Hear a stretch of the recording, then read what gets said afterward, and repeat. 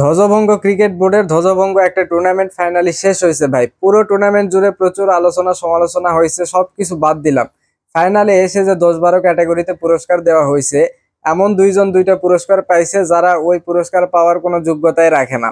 তো এই দুইটা বিষয়ে আমার গভীর প্রশ্ন আছে। তার আগে ফাইনাল সম্পর্কে একটু বলে নেই। ফাইনালের আগে একটা ভিডিওতে বলছিলাম চট্টগ্রাম কিংস এর কোনো চান্সই নাই, এক বিন্দুও চান্স নাই।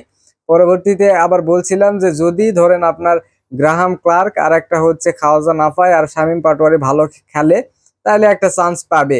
কিন্তু শামীম পাটোয়ারি পর্যন্ত যাওয়াই লাগেনি। প্রথমে যে মারাত্মক ব্যাটিং করছে আপনার ইমন আর খাওয়াজা নাফাই, মনে হচ্ছিল রংপুর মনে হয় হেরেই যাবে। রংপুর বলতেছি, বরিশাল মনে হয় হেরেই যাবে। কিন্তু ফাইনালি সেটা হয়নি, কারণ বরিশালের লং ব্যাটিং লাইন আপ এবং একটা পর্যায়ে কিন্তু এমন হয়েছিল যে চট্টগ্রামের দিকে ম্যাচ ঝুঁকেই গেছিল। ওই যে শরীফুলের ব্যাক টু ব্যাক 2 ওভারে এসে 2টা করে উইকেট নেওয়া, কিন্তু শেষের দিকে রিশাদ হোসেন যে 2টা ছক্কা মারছে, ওই 2টা ছক্কা পুরো ম্যাচের একদম মোড় ঘুরে দিছে। পুরো ম্যাচটা তাদের দিকে নিয়ে গেছে। আসলে ওই 2টা ছক্কার মাহাত্ম অনেক বেশি। তো যাই হোক, এই ম্যাচে জেমস নিশামকে নেয়নি, একটা ম্যাচের জন্যই আনছিল। কিন্তু আসলে না নেওয়াই ভালো হয়েছে, কারণ আপনার পুরো টুর্নামেন্ট যারা সার্ভিস দিচ্ছিল দলকে, তাদেরকে ফাইনালে বসে রেখে তাকে নেওয়ার কোনো মানেই হয় না। আর সে নতুন এসে একটা ম্যাচে নামাবে, সেখানে যে ভালোই খেলবে এটার কোনো গ্যারান্টি নাই। তো আসলে যাই হোক, সমস্যা হচ্ছে যে পুরস্কার বিতরণে নিয়ে আপনার সেরা ফিল্ডার, টুর্নামেন্টের সেরা ফিল্ডার হিসেবে পুরস্কার দিচ্ছে মুশফিককে। ভাই, পুরো টুর্নামেন্টে মুশফিক না পাইছে ব্যাটে রান, না এমন কোনো মোমেন্টের আসলে সৃষ্টি হয়েছে যে যেটা দিয়ে বিপিএল এ মুশফিক এবার হাইলাইট হয়।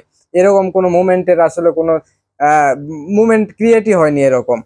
তবুও কেন জানি তাকে ফিল্ডার অফ দ্য টুর্নামেন্টের পুরস্কারটা দেওয়া হয়েছে। এই টুর্নামেন্টের সবচেয়ে ভালো চোখে লাগার মতো কেউ যদি ফিল্ডিং করে, সেটা হচ্ছে এই যে সিলেটের ক্যাপ্টেন আরিফুল হক।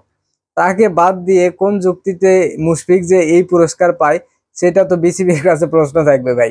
কিন্তু প্রশ্নের উত্তর তো পাবো না, কে দিবে আমারে? তারপর ধরেন আপনার যদি উইকেট কিপার ক্যাটাগরিতেই পুরস্কার দেয় যে উইকেট কিপার হিসেবে ভালো করছে, সেখানে ভাই এই যে নুরুল হাসান সোহান আছে, পুরো টুর্নামেন্টে উইকেট কিপার হিসেবে হিসেবে দুর্দান্ত ফিল্ডিং করছে এবং ক্যাপ্টেন্সিও ভালো করছে।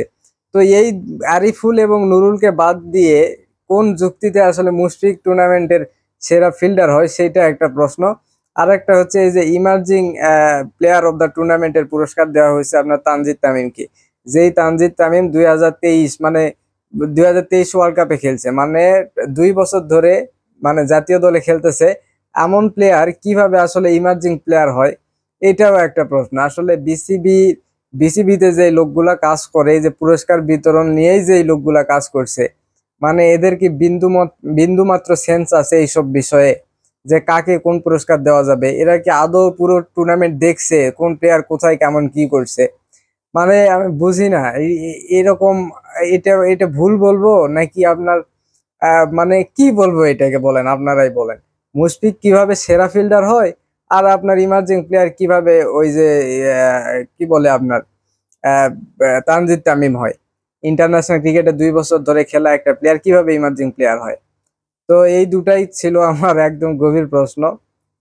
আপনাদের কাছে কি মনে হয় সেটা কমেন্টে জানান।